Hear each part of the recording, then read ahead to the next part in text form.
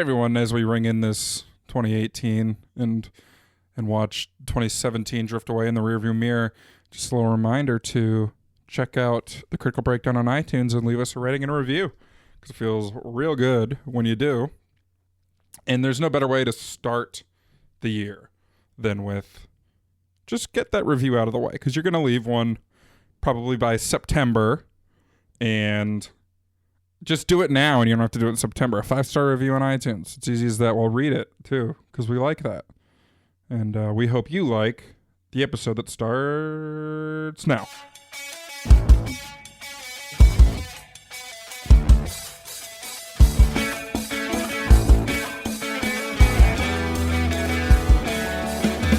Hello and welcome to the Critical Breakdown, the podcast where we start at the bottom of Rotten Tomatoes and work our way to 100% fresh.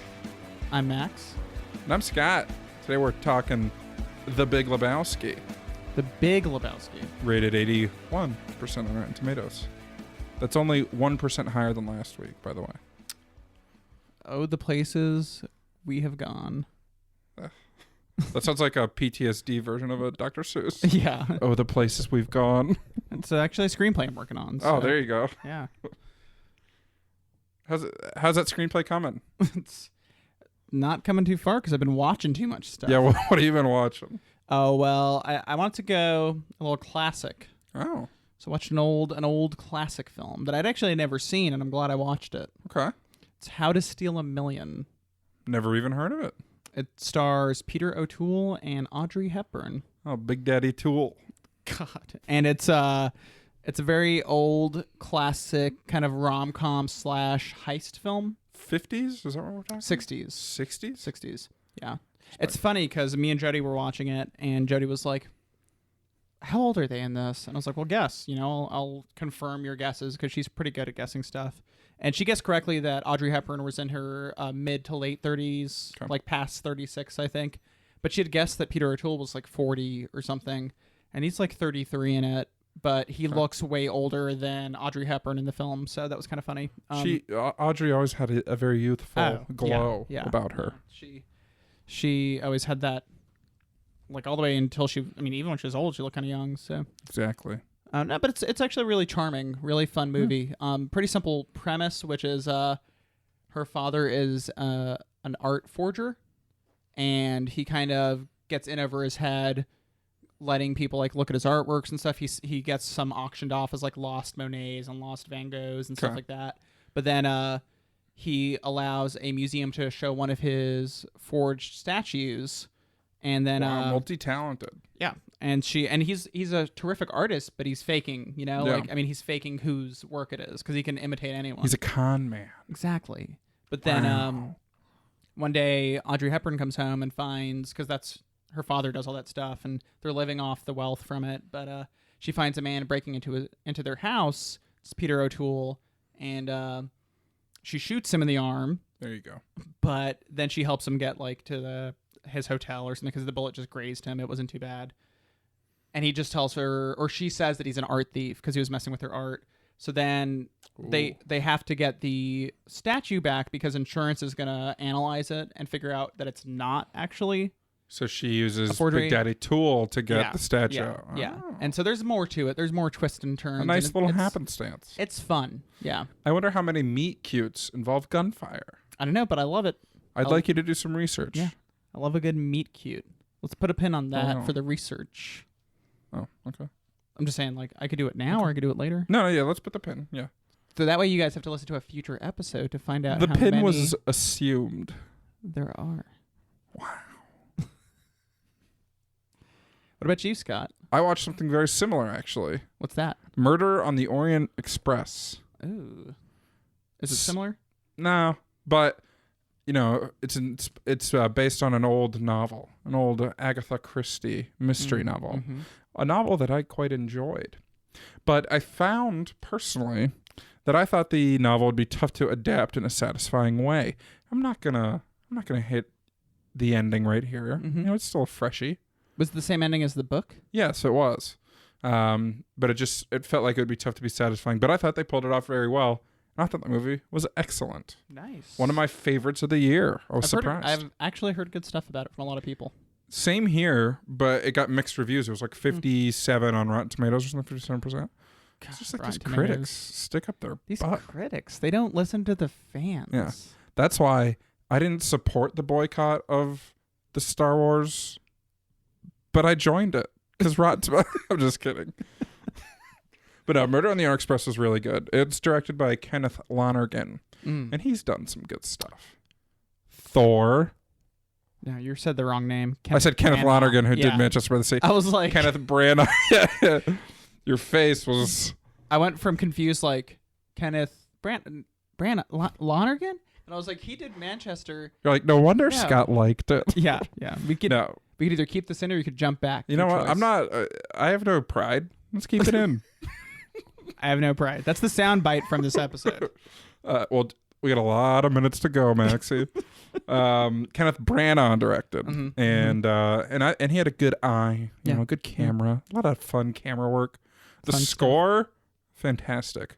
A nice little plucks on a harp. It seems like the kind of movie that would appeal to his style. Yeah, exactly. So.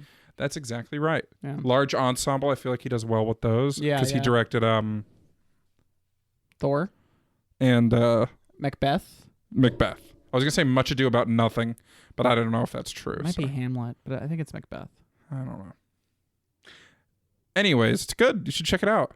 I saw it thanks to Movie Pass, which I'm pretty sure you know about. Movie Pass, the service that lets you see any movie you want, whenever you want. That was way more salesy than I thought. This movie is not brought to you by Movie Pass, but I love it. I've been seeing so many questionable movies that... where I'd be like, maybe I'll wait, maybe I'll go see it. I'll just go see it now, because why not? Yeah. I pay for it. We're talking about jumping in on that. I'll let you know if we do, because I know there's a little system. Right now, for me, Movie Pass is huge, because it's Oscar season. Yeah. Like, I'm seeing 2 movies this coming weekend. I saw 2 movies last weekend. There's a lot I want to see, but come like February and March, I don't know if it'll be worth it, because the release schedule dries up a bit. But you could go see Black Panther like every day for an entire week. That's right. So to me, the value's still there. Yeah. But like I saw Justice League on it. Yeah. It's terrible, but it's fine. But you seem a lot more like... I'm fine with it, though. A lot less like, I'm not mad. Yeah. So I think Movie Pass is at least helping you with that. Yeah. So I think your biggest thing with Justice League that you've told me is you forgot most of it already. Yeah, I literally don't know who the villain was. I still haven't seen it, so I don't know which one of us is worse here. We were talking somewhere else, I forget. Or we were just talking about how DC changed the creative lead to someone I already forgot. Maybe it's a DC thing. But, and I couldn't remember who the villain is. It's either Steppenwolf or like Hellcane. I think it's not Steppenwolf. Hellcane's not real, but let's get that going. Yeah. Hellcane. DC got a new creative lead, I know. That'll be the bad guy in the D&D campaign I do next. Nice. So, Hellcane. But the problem with Justice League was just like none of it mattered. Yeah. The best part was, can I spoiler Justice League? Here be spoilers. Now I can. Now you can. Superman comes back to life in the... Are you Don't do that look. Kidding? You hit the button. No. I'm surprised they did that. Yeah. I'm not. In the last third of the movie, and there's one part, there's literally 30 seconds where he fights with the rest of the Justice League, and he's like making jokes with the other people. And I was just like, this is nice. Yeah. It's nice to see. It's like they found old Soups and Cyborg, cutting it up. Yeah, that's what I'm talking about. But I mean that, but that was it. I don't even understand DC. I love Wonder Woman. I still do. Like, yeah, Wonder Woman's I'm in good. on that one. And Wonder Woman's very good. After reviewing Man of Steel, I felt a little better about it this last time. I know you felt a little more bored, but I still felt better about it though. Yeah, I just wasn't like won over. It's just like I haven't even seen Justice League, and I'm a huge DC Comics fan. That's your sign that DC's not writing this ship. Max hasn't even bothered. Yeah. And it's Justice League. I'll catch it sometime, I'm sure. Say what you want about the Marvel and the formulaic, and I do think they're not fixing that, but their most recent fares have been better about just fitting that Marvel. Like Thor Ragnarok's very funny and... Yeah. Well, it's like for the ones that feel funny that should be funny, I'm cool with that. Yeah. Yeah. But you still show up for a Yeah. Marvel movie. You Yeah. know, like Yeah. I know you did not like Age of Ultron. Are you gonna see Infinity War? Yeah. Yeah, I mean, exactly. by this point, and I think it's all just because Marvel has earned yeah, their keep.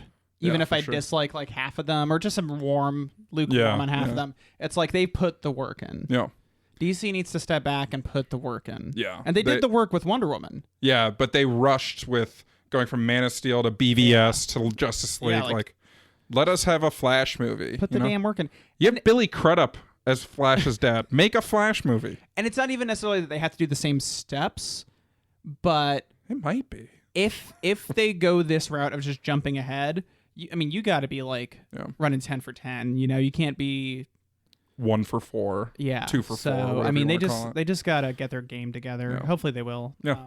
And if not, whatever. The new creative lead's interesting. Like his big claim is like the Conjuring series, and Yeah, and he got It. Like he was a going. producer on Yeah, It. Yeah. So a lot of horror movies, but apparently he's worked a lot with is it James Wan, Yeah. who is either doing or done with Aquaman. Yeah. And I wonder if there's going to be any shakeups in the slate. Like Justice League Dark was one that was rumored, and Yeah. I think Doug Liman was supposed to do it. I heard. Maybe he stepped off. I don't know know. Del Toro was attached to it at first Yeah. and stepped away Yeah. immediately. And I know Doug Liman had a part. Apparently, But I've that's heard rumors that Matthew Reeves might be leaving Batman. Ben Affleck apparently doesn't even want to do the Batman anymore. Well, it's like a I don't know. weekly thing that Yeah. Ben Affleck's in and then out. It's got to be something. Yeah. But There's a it lot. should be interesting. There's a lot going on there. But anyways, Murder in the Orient Express was good. There you go. You watch anything else? I watched a couple things, just some TV. Mm-hmm. I watched not the final episode of Black Mirror, but the final episode I had to watch. Okay. Um, You watch them out of order? we did this time just for. I mean, It doesn't really matter, I don't think. Usually it doesn't. I will say, the last actual episode of the season is very meta and ties to like almost all the episodes. It's about a Interesting. museum, I'll say. Okay. But that's not the one we watched. We'd already seen that one. So, but you would recommend watching the actual last episode last yeah, I would for our viewers. There was, I would recommend that for viewers. There's a couple episodes that were just the normal soul crushing, Good, Black good. Mirror, and there's a couple that are fun, which is interesting. They tried to push more of the fun side of it. Yeah.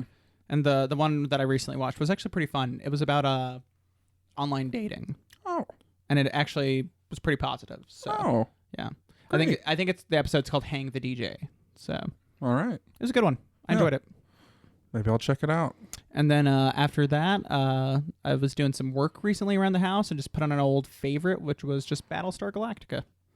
OG or the 2000s? The 2000s. I haven't Nice. revisited it since the show ended, probably, was the last time I watched it. So It's been got a while. such a strong cult following, I would it say. does, yeah. Because it was never like the blockbuster series, but It it's pretty definitely popular. contributed to genre peak TV. Yeah. I would say like that and Lost really pushed from two different ends. Sure. So this is like high concept genre, obviously, and some of the effects have aged, admittedly. I mean, it's from And it's 2004. TV, so yeah, what are you going TV. to do? Yeah. But even then, it's like when you watch sci-fi stuff now, they're only a little bit further ahead on TV than they were then.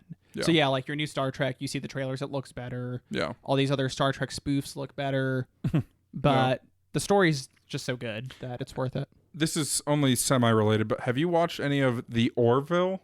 No. It's Fox. It's what's his name series? Seth MacFarlane. Seth MacFarlane. Yeah, but it's gotten really good reviews, and I know it kind of parodies Star Trek and Galactica. I know some people who enjoyed it a lot who say it's kind of like watching a cheesier version of the Next Generation, Yeah. which is cool, but I can only take Seth MacFarlane in small doses. So I haven't watched it. I have heard it's very different than like Family Guy and American Dad and all Yeah. those. I mean, how could it be similar? yeah, I hope not. But I heard it's not like referential humor and stuff. It's like Yeah. actually good That's stuff. cool. So I'll check it out someday. It's on Hulu, right?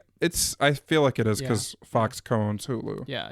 But well, that's cool. Battlestar Galactica is one I've been meaning to watch, but there's just so much shit out there, man. There is, honestly. Like- I could be watching a new show, but I'm watching Battlestar. So. That's always the struggle. Like I throw on a rerun of The Office, and like 20 minutes in, I've been enjoying it, but I'm still Yeah. like, I could have watched something else that I haven't seen.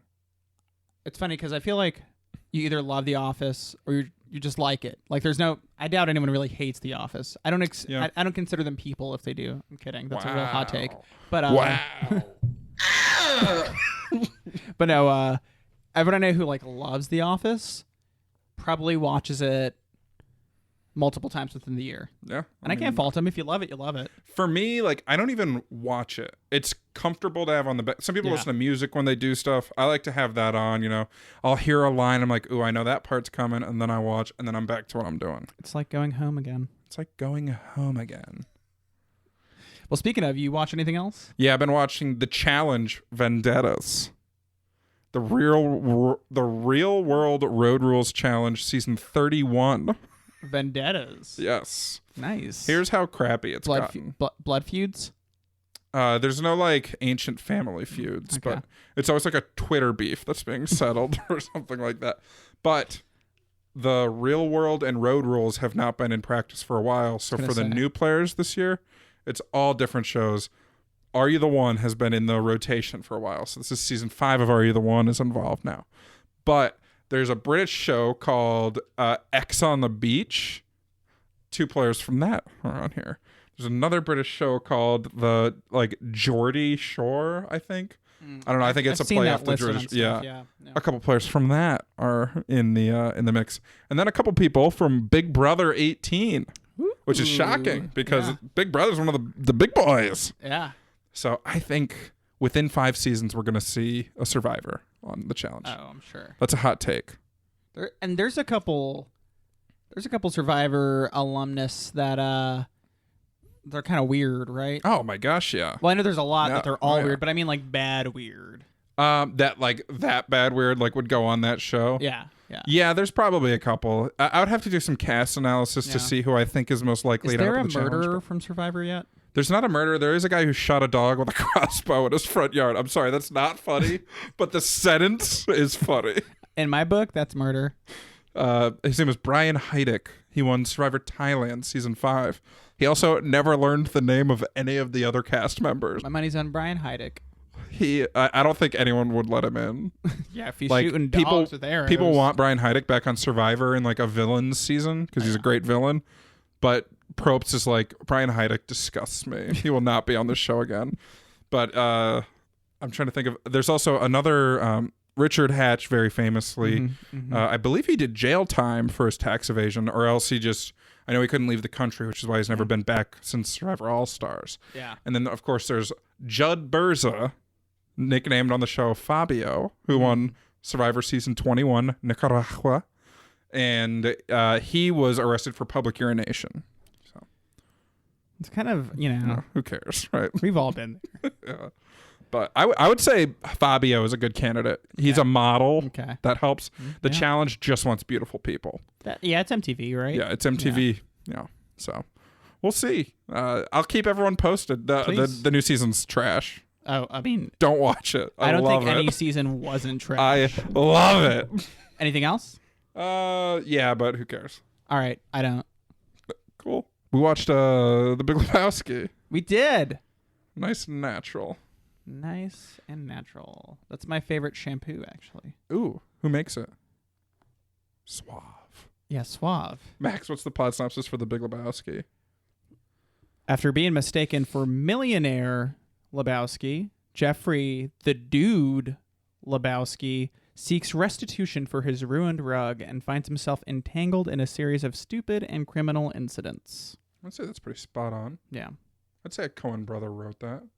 I actually wrote that one. I decided to do a custom one this week. Yeah. Did you? Yeah, I did. Wow. High five.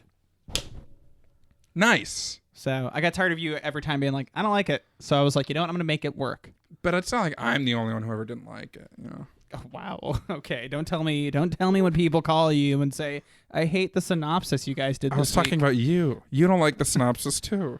Well, I don't know about that. I don't want to talk about this. Let's put a pin in that. I'll come back to it next week. Okay. I'm sure we will. Listeners, if you want to hear what happens with that, tune in next week. Tune in next week. I'm losing my mind. So why did we pick this one? I mean, it's the Big Lebowski, That's true. That almost is all that needs to be said, but really the full sentence would be it's a cult favorite. Yeah. With tons of star power, directing team that's on top of the world. People quote it a lot. It's very quotable. Is it our most quotable movie? I'd say yes.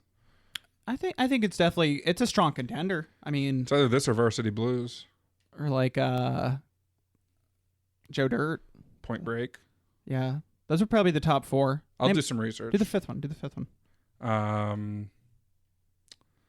Aloha.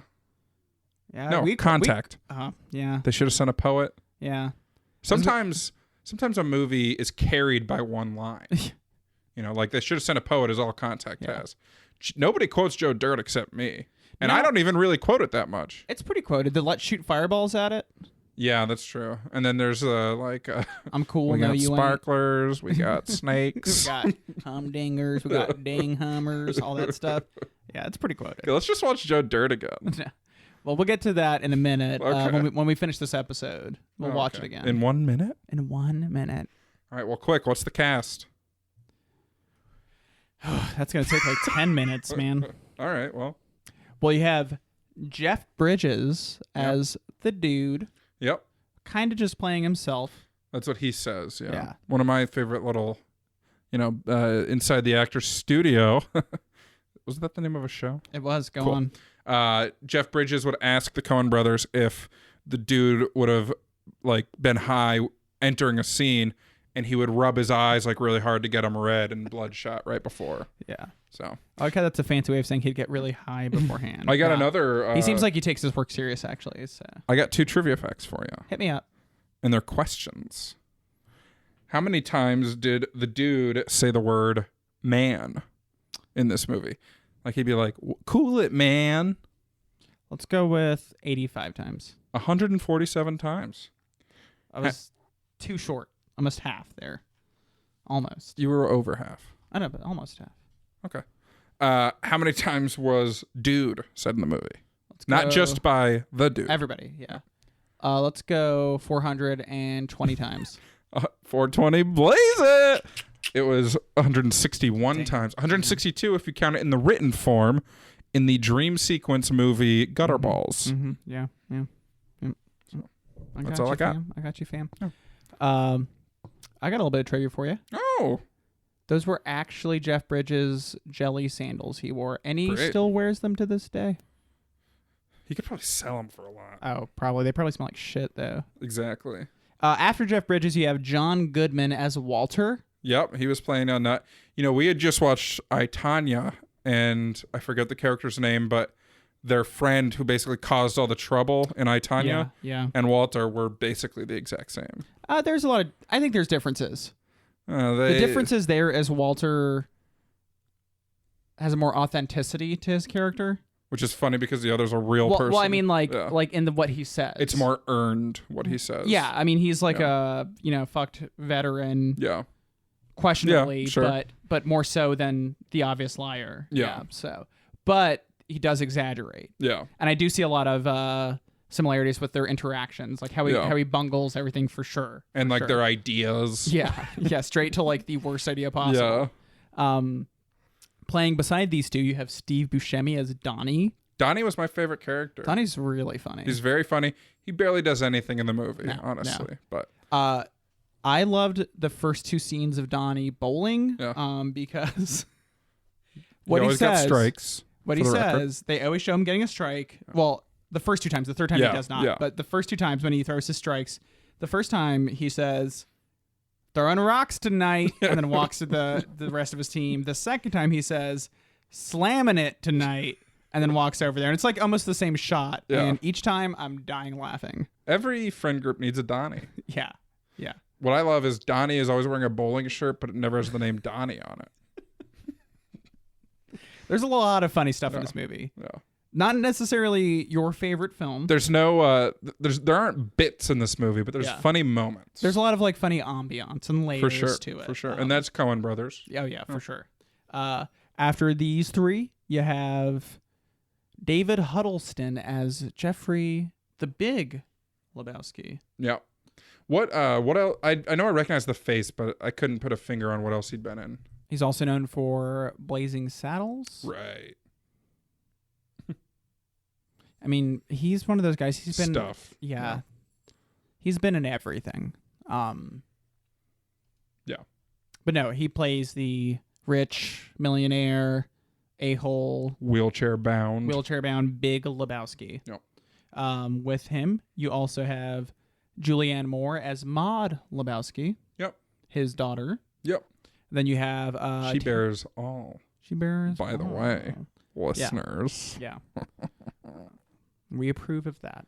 You have Tara Reid as Bunny Lebowski. This is probably Tara Reid's acting highlight. She Yeah, didn't have to do anything, but all downhill from here. So. wait, wasn't she in a Van Wilder movie though? Yeah, she was in Van Wilder. There Not it just is. the one with Ryan Reynolds, right? Yeah. And she was in American Pies. Yeah. Most of them. Yeah. Oh yeah, she was. Yeah. Yeah. You have a very funny role good for her. from Philip Seymour Hoffman as Brant. I really like Brant in this movie Yeah. too, and I didn't realize Philip Seymour Hoffman was in it. And every time he was on screen, it was pretty amazing. Yeah. It's like a classic, old school Philip Seymour Hoffman, just like understated enough. Yeah. But still ridiculous. Looks so young. So young. You also have Sam Elliott as the stranger. The stranger. Playing And the narrator. He narrates coolest, the movie. yeah. And he's still the coolest person you can ever put in your movie. Yep. Always the coolest person. Yeah. What movie? Wasn't he in a movie we had He watched? was in The Golden Compass. That's right. And yeah. he was the And he same cool. character, Yeah. and he was cool Yeah. as hell. Yeah. Like you just put him in, and he's Yeah. cool. Yeah. I know he was in another we had watched. Yeah. He might be in a third, but I think it's just those two. Yeah, that's yeah. He probably was just like on the set of. Was he in Twins? No, I wish he was. He was probably in Tombstone, just hanging out that day. No, he was in Tombstone. Oh shit, was he in Tombstone? I'm pretty sure he was one He of the probably brothers, wasn't he? he? Probably was. That sounds right. Yeah. Let's go with it. It was Kurt Russell, Bill Paxton, and Sam Elliott. Yeah, we're gonna confirm that. He was the older Earp. You're right. Virgil. Yep. And then wasn't Bill, he had a stupid name. Bill Paxton was like, It's like Cindy. no, it was one syllable, and that was the problem. Morgue. Yeah, they would call Morg Earp. It was Morgan, but it was Morgue. Yeah, it doesn't roll off the tongue. Anyway, back to this movie. You also had just a bunch of randos from here out. Yeah. You might know the actors, but they're smaller parts. You had Ben Gazzara as Jackie Treehorn. You had David Thewlis as Knox Harrington. Better known as Remus Lupin. Remus Lupin, exactly. Or he was in Wonder Woman too. That's probably more relevant right now. Yeah.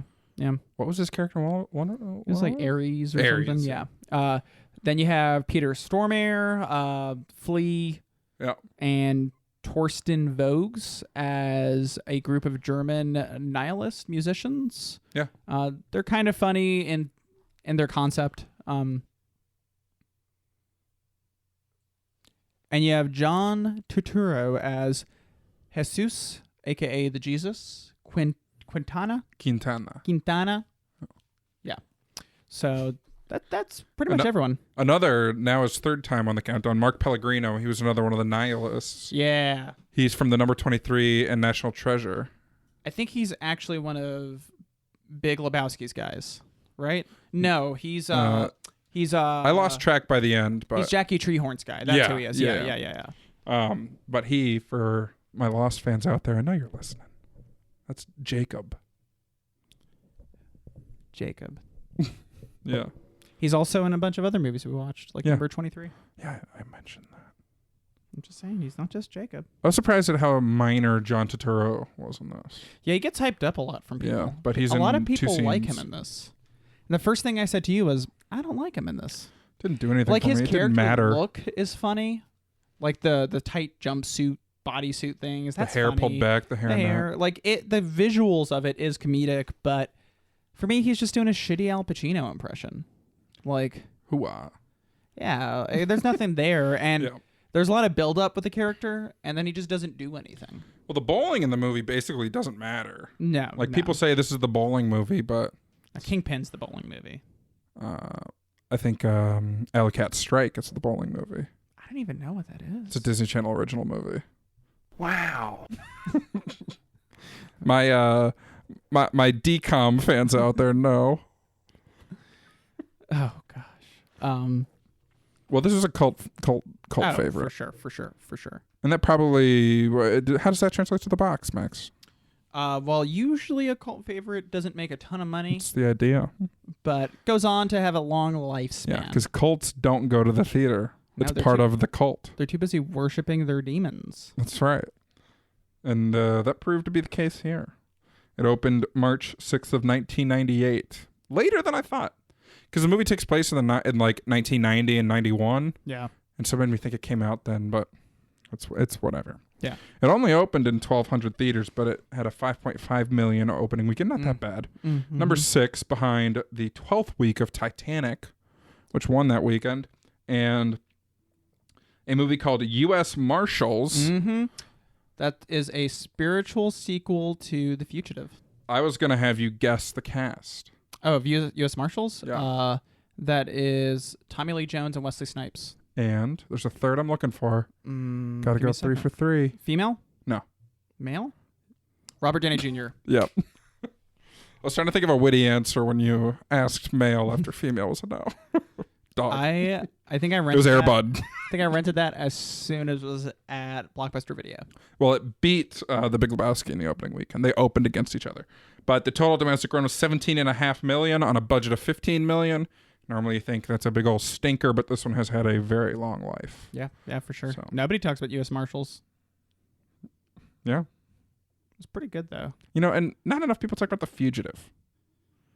I mean, it gets a lot more talk than U.S. Marshals. Well, does. yeah, but but people should talk about The Fugitive as one of the best like action thrillers of all time. I got you. I love The Fugitive. The Fugitive's so good, they took Tommy Lee Jones and gave him his own movie. Yeah. So Tommy Lee Jones was great in The Fugitive. yeah. Lebowski. Anyways, well, many cinema goers that weekend chose other movies. Yeah. What else could we have chosen? Ooh. See what I did there? That's that segue. Yeah. That's what good segues sound like. Well, right off the bat, we have a heavy hitter, Patriots Day. Oh yeah, that's a. I thought you were being sarcastic for a second there, but it really is a new release, Marky Mark. Yeah. It's one of those Peter Berg event movies. current event movies. Yeah. We both feel kind of weird about those sometimes. You know, I'm starting to warm up a little because I saw Only the Brave this past year. It was good. The thing that I liked about Only the Brave is it wasn't such a like nationwide tragedy. Like it's still a tragedy, obviously, but I think small events work for things like Yeah, this because I it's like agree. stories that should be told. yeah, When it's a story that everyone lived through, it's harder to justify that. especially this one, so fresh. Yeah, real fresh. Yeah. Because it's John Goodman's in this one too. huh, there Plays you the go. mayor. The mayor. After that, we have a movie I love called Young Adult. One of my favorite genres of novel. It stars Charlize Theron as a young adult writer. Isn't Patton Oswalt in it? Patton too? Oswalt's in it. He I don't know anything else about it. I believe he has a disability, and he heavily like worked with a coach to actually get that right. Right on. I think it's a physical disability in the film, and I want to say Patrick Wilson's in it as well. Cool. It's a good movie. I like it a lot. Sure. I recommend it. I put it the second on this list just so I could recommend it to people. Wow. And then we had Warm Bodies, like the zombie Yeah. rom-com. Yeah, with I think Nicholas Hoult. Yeah. And was it Hayden Panettiere? No, it was Teresa Palmer. Yeah. There you She go. was in Hacksaw Ridge as well. I never saw Warm Bodies. I didn't either, but I own it. It was like $2 at a pawn shop. And Sometimes I you bought got to, man. it. Sometimes you got to. For me, it's like if I'll ever watch this movie and it's cheaper than renting it on Amazon. I bought Banditas on DVD one time. That's Selma Hayek and Penelope Cruz as, I think, cowgirls. Still have not seen it to this day. But you will. You never know. It just takes the right rainy day, my friend. Hellboy. Yeah, I'm very uninterested in Hellboy. I love Hellboy. I know it's got Guillermo del Toro, Yeah. fresh off a Golden Globe win. Congrats, Guillermo. Love to have you in the pod. Best director for Shape of Water. I know you're listening. Yeah. They're rebooting this with David Harbour. David Harbour. Hellboy's good. I recommend it to people. It's a fun superhero film, especially for like MCU era. Yeah. So. Yeah. Is it Marvel or DC? It's Dark Horse or Image. It's a so different third party. Whoa! I can never find the right button. Sometimes you can't. Friday Night Lights. I watched this not too long ago, and it was good. It's good. The TV show's better. This is young Garrett Hedlund, and he's so dreamy. There you go.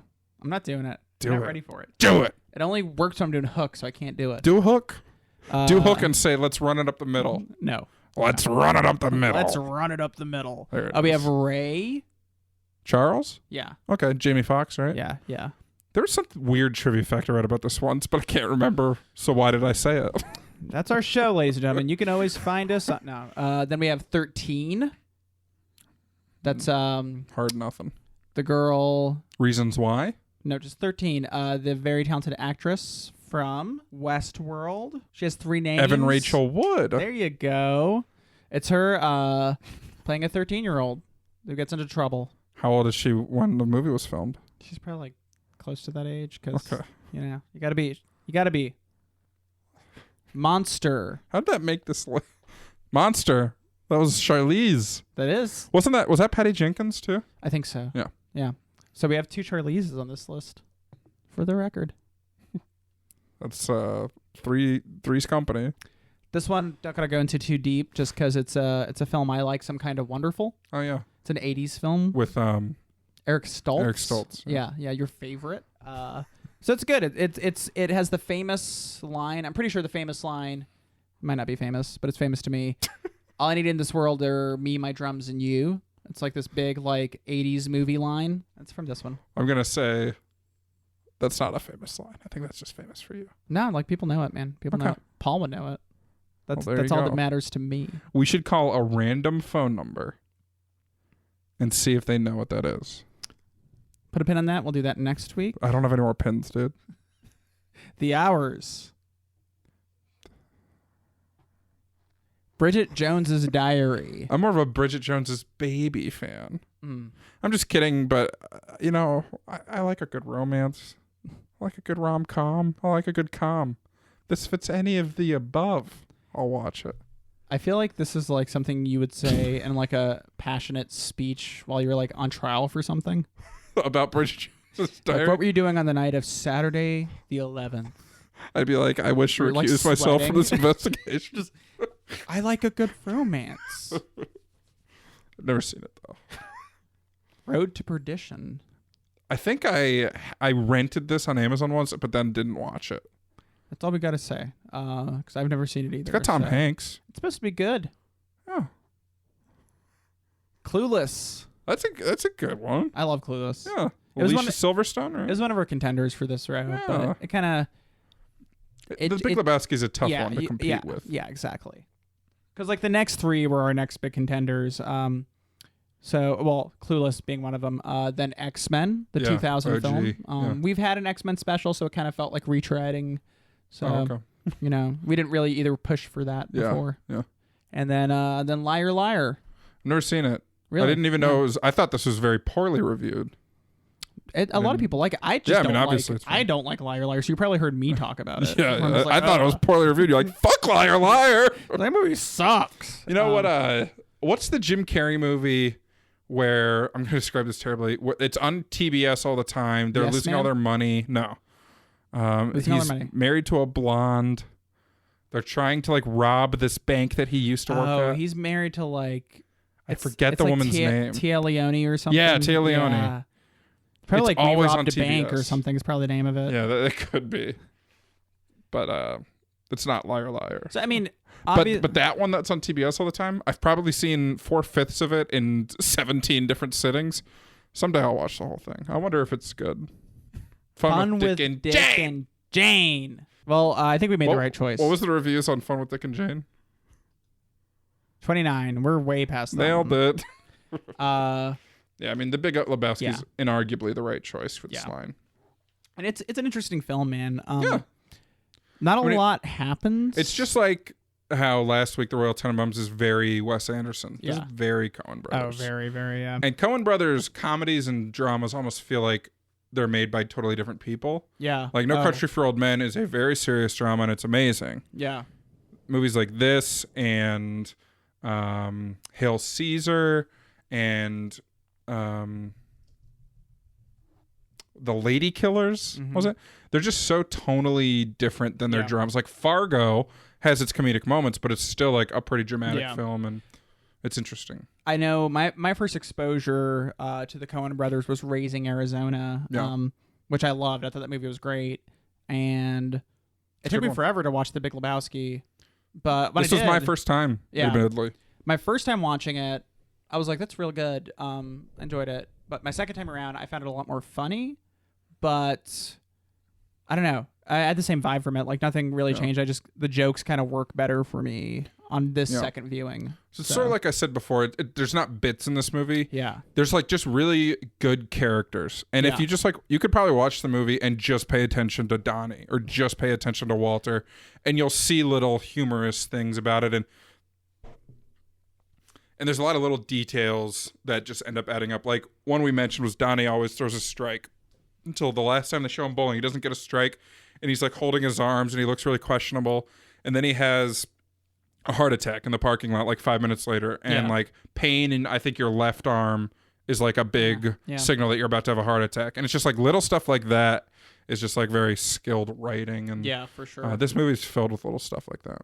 Yeah, and it's just, I mean, it's an interesting movie because there's like kind of comments on like yuppies versus hippies, on like just like little comparisons like that. You know, you have the whole first Iraq Gulf War going on in the background, and you have there's little clips of H.W. Bush giving speeches and stuff. And there's like a kind of a comparison with seeing stuff like that versus seeing, you know, just random clips of Saddam for no exact reason. Just like kind of all these things tied together to set not just the tone of like the setting, but also kind of fits with this whole like Lebowski is a grown hippie who's just grown up to be a loser, but like that's kind of what he wants to be.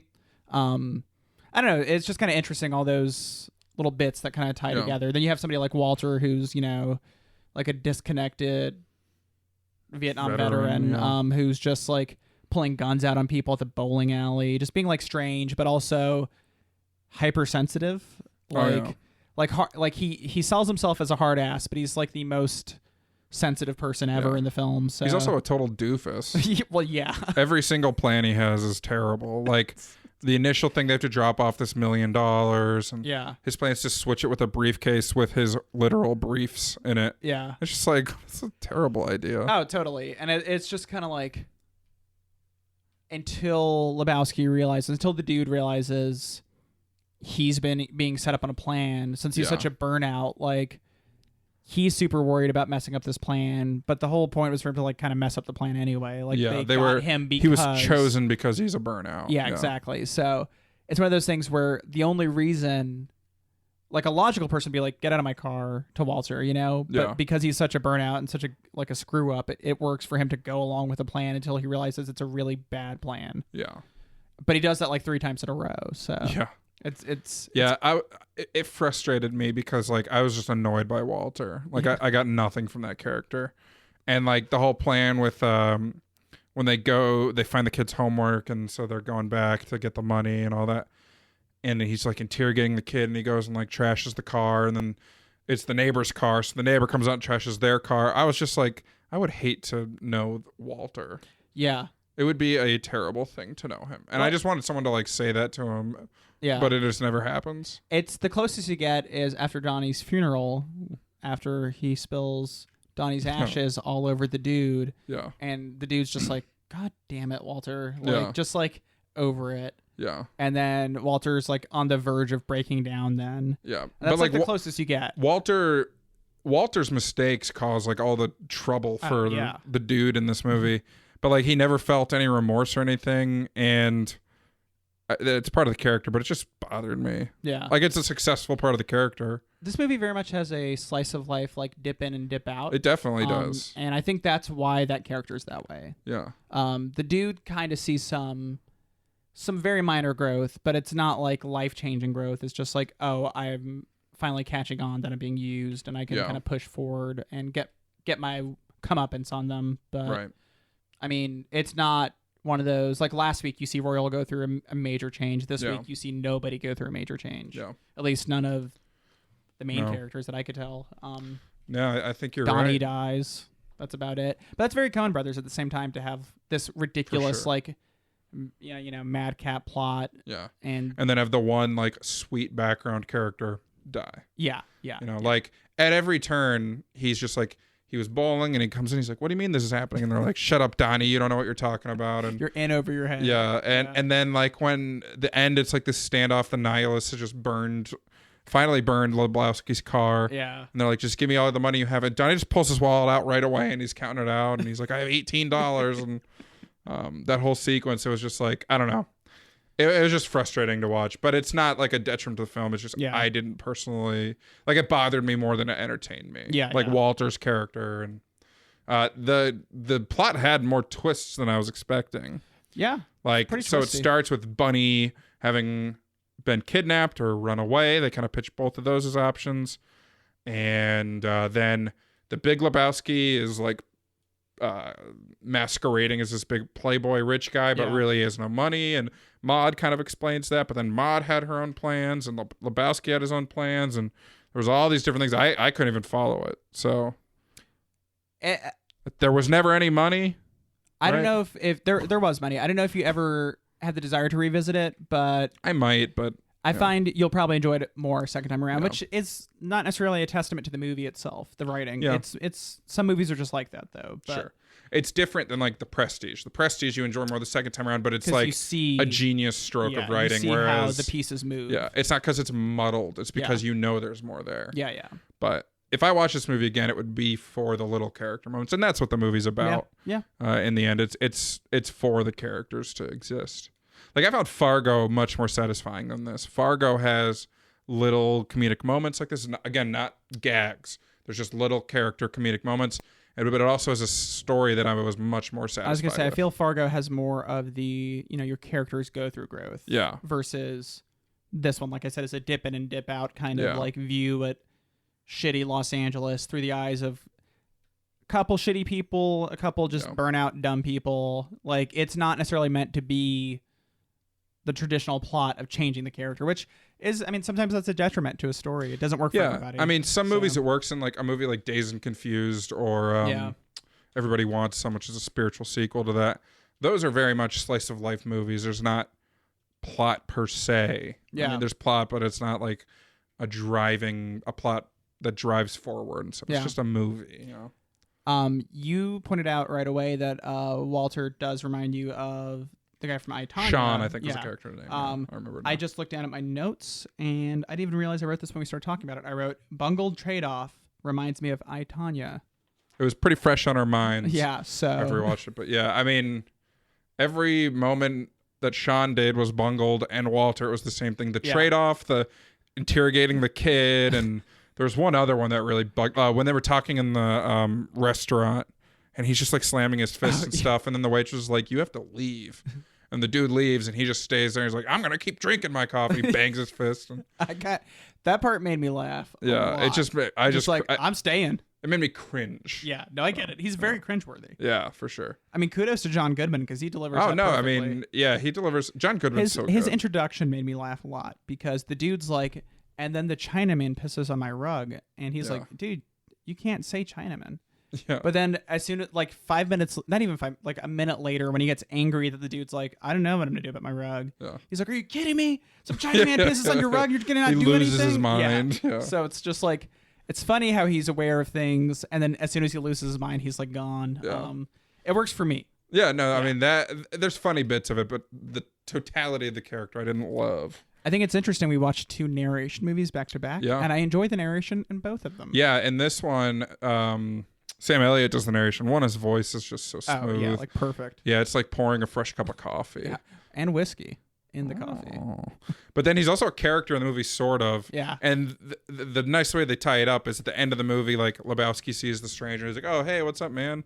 He's like, "Not much, dude." And then he just like turns to the camera. Yeah. He's like, "And it was, I don't know what voice this was. It was good that the dude was still there. Some of us will always remember the dude and stuff like that." And there's a little bit of the dude in all of us. And it's almost like he's a mixture of like a Greek chorus. Or that's like, exactly what I thought it was. Like hints of kind of like a greater spiritual power, like an angel or God or something talking. Yeah, for sure. So he very much had that, which was cool. That might be just because it was Sam Elliott that I thought it was like an angel. Yeah, exactly. But it seems like the Coen brothers would do that. Yeah. So it just doesn't seem that outlandish for them. Yeah. I mean, the movie's plot is like pretty outlandish. Like, there's the porn studio, and David Thewlis plays like what was he, a videographer or something? Yeah. Who just like laughs in the one scene he's in. And what did you think of Maude Lebowski? I like Maude. I like Maude, but I like that there wasn't an actual romance between them. Yeah. And I like her plot of sending him to the doctor, not because he was injured, but just to see if she wanted his genetics. Yeah. That when I first watched this movie, it did confuse me what was going on with Maude. I was like, I don't know. I don't fully get this. Yeah. But watching it the second time recently this week, I was like, oh, like I actually kind of enjoy Maude a lot in the film. So I liked one little fun fact. If anybody watched How I Met Your Mother, there's a taxi driver who's like a recurring character named Ranjit in the show, and he plays that doctor who Lebowski had an injured jaw, and the doctor's like, okay, take your pants off. And he's like, for my jaw? He's like, yeah. And then he gets the finger up the bum, I'm assuming. I liked Maude, but I didn't like that turn that she wanted to conceive a child and stuff. Because, like, she was a very powerful female character and everything, and then it just kind of, it felt a little backwards to me. The only reason it worked for me, and it's not perfect by any means, but the only reason it worked for me is because she's like, God, I don't want you to be a part of this child's life. True. Yeah. Like, she's like, I'm not looking for you. Yeah, exactly. She's like, I want someone who I don't want to be a part of the life. Yeah. And that felt like it worked. Yeah. But since she's kind of an eccentric, like, weird, artsy girl, like, it kind of worked that she wouldn't do the traditional way. Yeah. And she's like part manic pixie dream girl. Like, her introduction, the dude walks into her art studio and there's nobody there, and she comes like flying by, like people are pulling her on like a zip line, throwing paint and stuff. So it was definitely weird, but her character kind of works as an antagonist to the Big Lebowski, and just like a way to kind of make all the pieces fall together and like present all these other options that Bunny could have done. There's a lot of elements to like a classic detective story here. Without the detective, basically. Because the closest thing you get is the dude's your detective. And he's not a detective. Exactly. He comes across the plots just because he's there. He's brought into it because he wants the rug. There is money, to answer your question earlier. There's money from the organization that his widowed, the Big Lebowski's widowed wife started, Maude's mother. But basically, the Big Lebowski is trying to swindle the organization to giving him some money for him, and he was tired of Bunny. He didn't even want Bunny, but just money for his own. Yeah, so he kept the money, right? Or that was his plan at least. And he was going to have, when Bunny left, I guess Bunny wanted to leave unrelated to all this. Yeah. So he took advantage of it. He was like, oh, she was kidnapped. So he took the money out of the charity so that he could send it away, quote unquote, send it away, and have the dude drop it off and everything where he could keep it. That's where I got. Yeah. Basically, the Big Lebowski swindles this whole situation, gets his money. Yeah. So that, I mean, that I could see also why that doesn't work for some people. Yeah. Where it's, you know. I mean, I had no problem with that. Yeah. It was just a little they brought a lot of things in to like deflect, like the porn studio. Yeah. And it just felt a little too extra. Yeah. Whereas you could have brought like the Big Lebowski back in more, made him go on the run or something. I don't know. But yeah. I mean, it was more convoluted than I thought it needed to be. Yeah. The only reason I feel like the convolution worked for me is just because he's such a doof. Like, oh yeah, it's a team of doofuses like fighting against another team of doofuses. Yeah, basically everyone's an idiot in the movie. And while that seems like in some movies that could be detrimental, for the most part it works here. Yeah. But I can't see. I mean, I could see why some of the convolution would be. Like I said, my first time I missed a lot of little things. Yeah. So watching it again, I mean, there's probably more detail in there that helps, but I don't know. It was just on first watch, a lot of it just felt unnecessary. Once you get to the end product, it's like, well, why did we do this? Yeah. You know? And I think if there is there's probably details in it. A weakness with the film, it is that those dip in, dip out films, they're not for everybody. Yeah, and like sometimes it's not satisfying. And this kind of comedy isn't for everyone, you know, because I mean, it's subtle. It's not laugh out loud, riotous comedy, and that's why it's a cult movie and not a blockbuster. You know, you compare this movie to like There's Something About Mary, which is very gags, like with the hair gel being the sperm and everything. It's just a different kind of humor, and one's going to be more mainstream than the other. It shoots for more of a general audience, I feel. I don't remember what film we were talking about recently, but we compared how the gross out comedies now Yeah. make There's Something About Mary look innocent. Yeah. And it makes me laugh because it's a good benchmark. There's Something About Mary. Because you have a jizz gag, but for the most part, beyond that, it's not that outlandish. There's some creepy things in there, but that's another good one just because if I remember correctly, AFI, when they did their it was like the 100th anniversary of the AFI, the American Film Institute, maybe 10 years ago now. But There's Something About Mary made their either top 10 comedies or top 100 films list. Yeah. And it was like the only modern comedy on there. That's So it's like maybe for me, I remember seeing it. It was when I was in middle school. I'm not trying to diss the movie at all. No. Because I don't know why I always bring it up. That's the only thing I think of. But I think it's actually a decent benchmark for that era. I don't remember what movie we're talking about, though. The gross out comedy. It wasn't The Hangover because we also used The Hangover as one of those benchmarks. Yeah.